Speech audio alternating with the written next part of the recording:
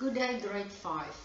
I want you to take your English study guides and open at Unit 2, Week 1 to 2, Lesson 6. We're going to do garden creatures. So we're going to have a nice walk in the garden and see what flowers are in Mom's garden, what animals you can see there, what kind of birds, and all that stuff. So first of all, we're going to do a listening activity as every unit starts in this book. And Squirt Goes to School is the title of the story that you're going to listen to now. I want you to listen carefully because afterwards there's some questions that you have to answer. So if you wish to, you can have a piece of paper and a pencil ready. And as I read along, you can just dot some ideas onto your paper that would help you to answer your questions. Right. The title is Squirt Goes to School. Once upon a time, there was an earthworm named Squirt, who was no longer than the width of your wrist. Squirt lived in a rich soil on Mr. Chuckleberry's potato farm. When the day arrived for Squirt's first day of kindergarten, he was very nervous and almost forgot to eat breakfast. His mother called him over to the table and said, "Oh, Squirt, I can understand why you are nervous, but remember how to find the school. Go above ground, feel for the patch of grass, and then go straight down for 3 meters. If you hear a bird, don't hesitate. Squirm as fast as you can beneath the soil. If a bird tries to pick you up, use your bristles to hold tight to the wall of earth." That is very, very important. Squirt was very scared. He had never left his burrow without his mother before, and now not only did he have to leave, he had to go above ground alone. When he poked his head out, he could feel the damp air. He wandered around feeling for some grass, a sign that he was near the school's burrow. Then suddenly he heard a distant caw, caw. He knew instantly that this was the call of a crow, a big black bird that eats worms. Now Squirt panicked, but remembered what his mother said, so he squirmed very quickly back into the ground. Phew, he thought, that was a close one. On his way to school, Squirt found another worm and asked, "Good morning. Do you know where kindergarten is?" The other worm replied, "Why, no, I don't, but I'm supposed to be going there too today. Hi, my name is Frank. What's your name?"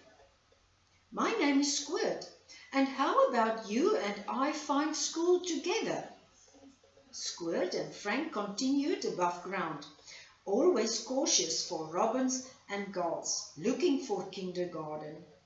Although they were both very nervous about school, they were so happy that they had become friends.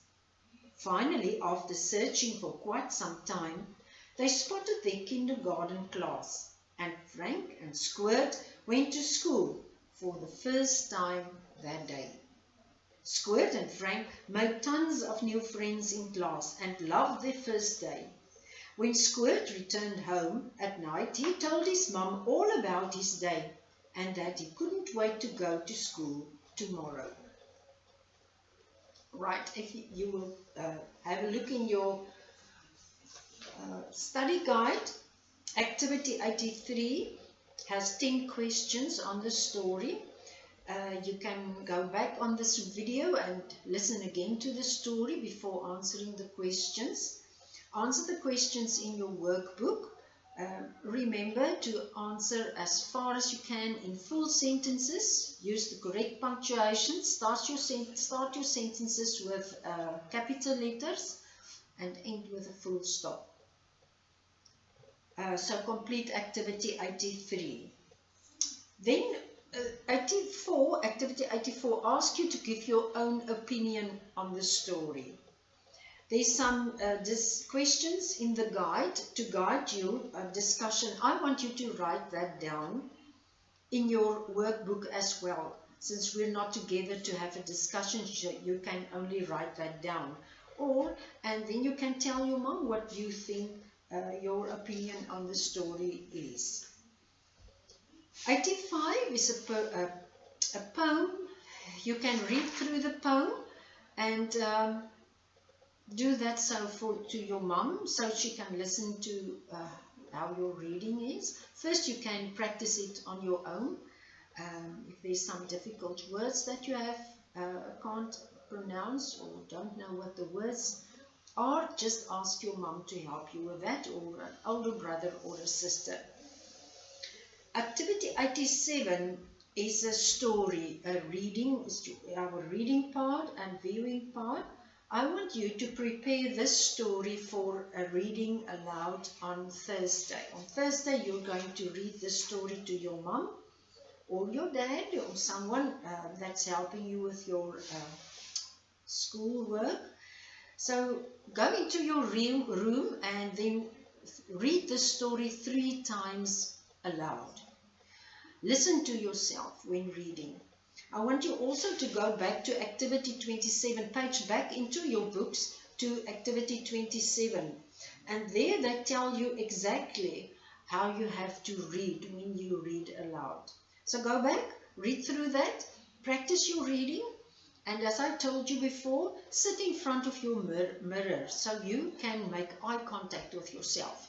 That's one of the ways that you can practice how to make eye contact with an audience that is listening to you.